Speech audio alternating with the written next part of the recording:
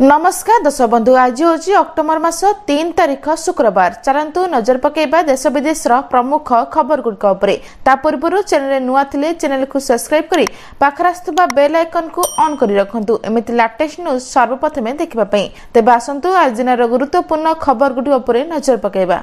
आज प्रथम खबर आहुरी जोर हेबो वर्षा 7टी जिला सतर्क रुह।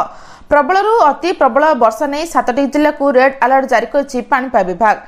पुरी गंजाम गजपति कंधमाल कलाहांडी रायगढ़ और कोरापुट को रेड अलर्ट जारी कर जाइछि।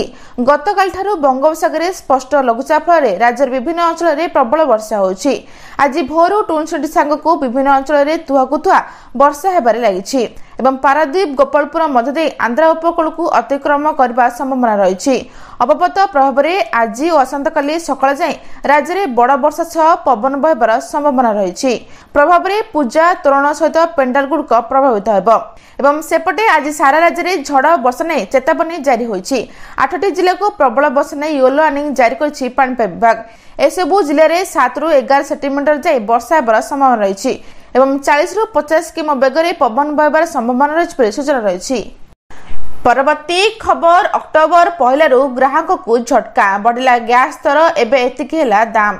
पार्वण ऋतु में अनेक भल खबर मध्य ग्राहक उपरे हेला महंगा माड़। तैल मार्केटिंग कंपनी गुड़िक एलपीजी गैस सिलिंडर मूल्य वृद्धि करिसेंती। नूतन मूल्य बुधवार अर्थात 1 अक्टोबर लागू होइछि। कमर्शियल गैस सिलिंडर मूल्य उपरे एही वृद्धि कर जाइछि एवं दशहरा पर्व पे पेट्रोलियम कंपनी गुड़िक मूल्य वृद्धि कर ग्राहक मानकु बड़ झटका दैछंती। अक्टोबर 1 रु देशर प्रमुख शहर गुड़िक वाणिज्यिक एलपीजी सिलिंडर मूल्य वृद्धि पाइछि।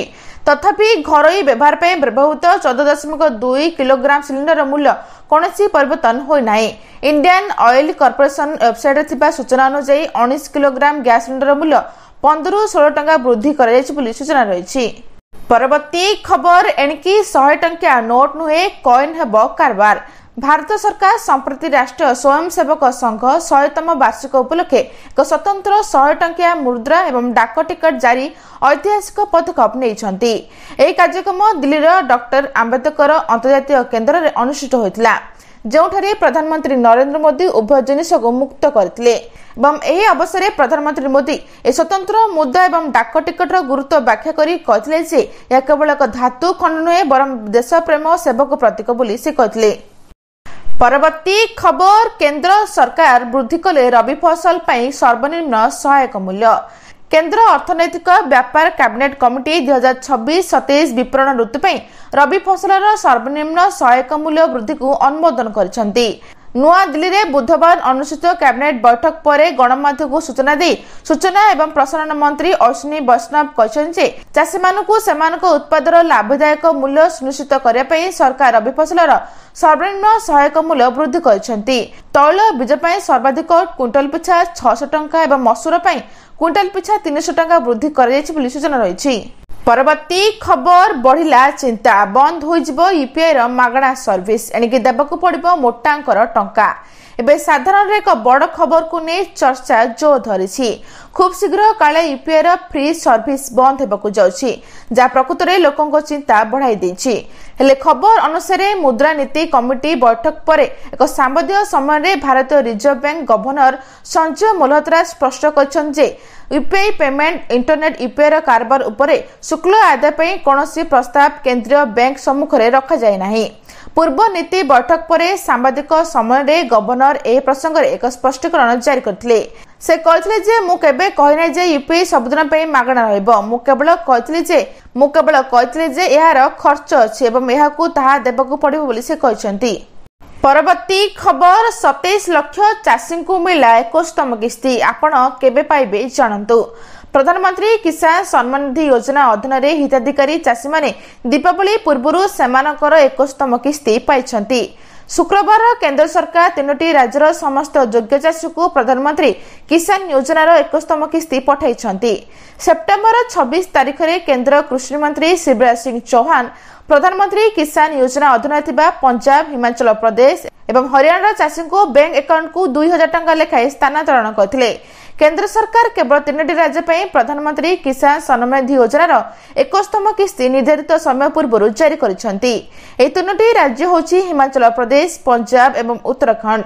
एही किस्ती एही राज्यगुड़िकर चाषी मानकु निर्धारित समय पूर्व दिया जायछि। एही राज्यगुड़िकर चाषी माने संप्रति प्रबल वर्षा, बन्या एवं भूस्खलन भली विपजर सम्मुखीन होइछंती, जहा सेमानकर फसल एवं चाष को गुरुतर भाव में प्रभावित करछि एवं समस्त चाषी मानकु खूब शीघ्र दीपावली पूर्व पाइपारती बोली सूचना रही।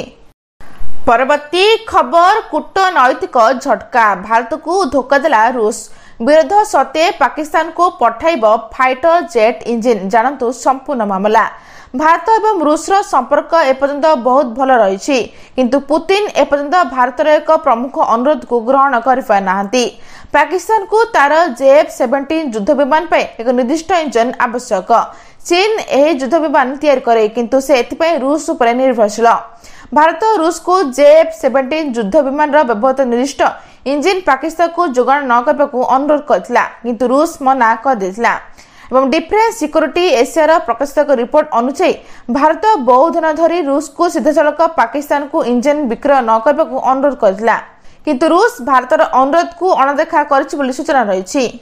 परवर्ती खबर सुभद्रार तृतीय किस्ती बाद पड़छंती 4 लाख महिला। विधानसभा उठिला सुभद्रा योजना प्रसंग। 3,69,352 जन महिला सुभद्रा तृतीय किस्ती बाद पड़छंती। सेबळे द्वितीय किस्ती बाद पड़छंती 1,83,858 जन। सुभद्रा प्रथम किस्ती 1,02,80,092 जन महिला उपकृत होइथिले एवं द्वितीय किस्ती 1,96,307 जन महिला टंका प्रदान कर जायतिला। मात्र तृतीय किस्ती बाद पड़छंती 6,96,955 जन। मोट 1,09,27,894 जन सुभद्रा टंका पाइबाकू आवेदन करथिले। विधायक गणेश्वर बेहरा प्रश्न में उपमुख्यमंत्री प्रभात परिडा सुभद्रा योजनार महिला को स्वावलंबी करने को मिलुवा टंका प्रसंग में निजर उत्तर रखिछन्ति बोली सूचना रही। परवर्ती खबर पाखरे 2,000 टंका नोट रखिछन्ति कि आरबीआई आनिला नुआ गाइडलाइन, कहला एही बड़ कथा।